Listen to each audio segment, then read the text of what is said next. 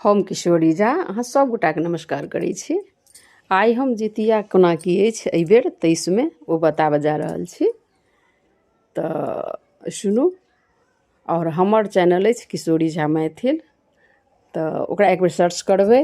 यदि ओहिमे सब चीज नीक लागै, हम सब मिथिलाञ्चलके जतेक विध पूजा पाठ केना की हेतै सबटा देने छियै, तऽ एक बेर सर्च कऽ कऽ देखबै किशोरी झा मैथिलके। जरूर यदि नीक लागि जाए तऽ जरूर सब्सक्राइब कऽ देबै, लाइक्स कऽ देबै, शेयरो कऽ देबै, जे सबगोटा सुनथिन केना की छै। तऽ ओना तऽ सबगोटाके बुझले रहै छनि, लेकिन तैयो कनि मनि कन्फ्यूजन रहै छै, तऽ ओ आइ हम बताबऽ जा रहल छी। सुनू। 2023 में जितिया पाबनि 6 कऽ व्रत अछि, तऽ 5 कऽ हैत नहाय खाय।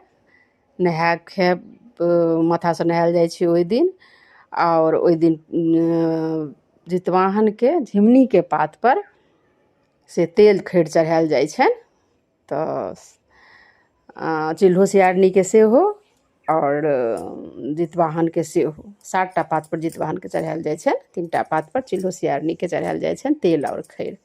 तऽ चिल्हो सियारनीवला ओकरा फेर उसरगि दियौ, उसरगि कऽ चिल्हो सियारनीवला अहाँ फेंक दियौ कतहु बाहरमे, आँगनमे नहि बाहरमे, जे चिड़िया सब ओकरा लऽ जेथिन। और जितवाहनवला तेल जे अछि ओ बच्चाके उठा लिअ एकटा कटोरीमे और बच्चा सबके लगा दियौ ओ तेल।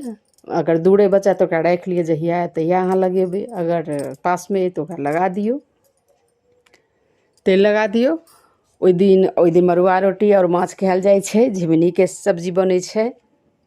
तऽ ओहि दिन वएह सब बनत और सबगोटा खाइ जाउ। एहि बेर ओठगन सेहो अछि, तऽ 5 तारीखके भोरमे ओठगन हेतै। तऽ ओठगन 4:30 पहिले कऽ लेब, एहि दुआरे जे कौआ बजलाके बाद आब तऽ भोर भऽ जाइ छै, तऽ 4:30 पहिले ओठगन कऽ लेब। जिनका चाय पीबऽके छनि से चाय पी लेथिन, किएक तऽ चाय एहिमे बड्ड जरूरी छै, जे पीबै छथिन तऽ चाय पी लेब। ओहि दिन ओठगन अइ। 6 तारीखके दिन और राति व्रत अछि। और 7 तारीखके 6 तारीखके व्रत कऽ कऽ कथा सुनै जाइ छथिन सबगोटा।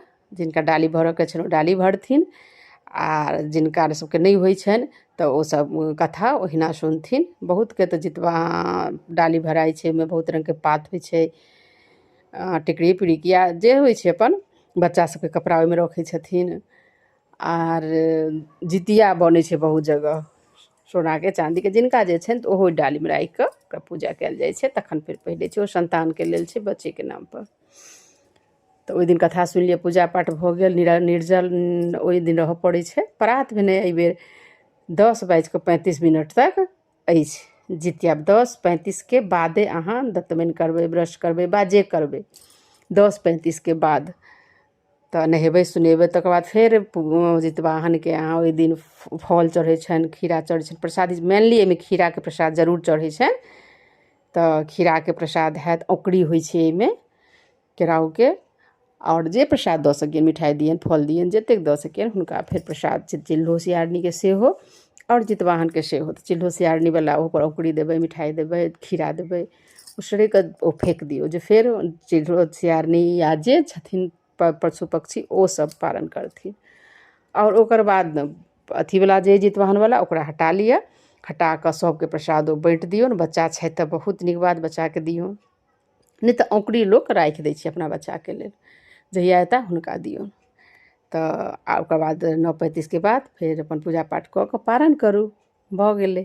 तऽ सबगोटा एहि बेर करू, बहुत बढ़िआँ जितिया अछि। तऽ सुनऽके लेल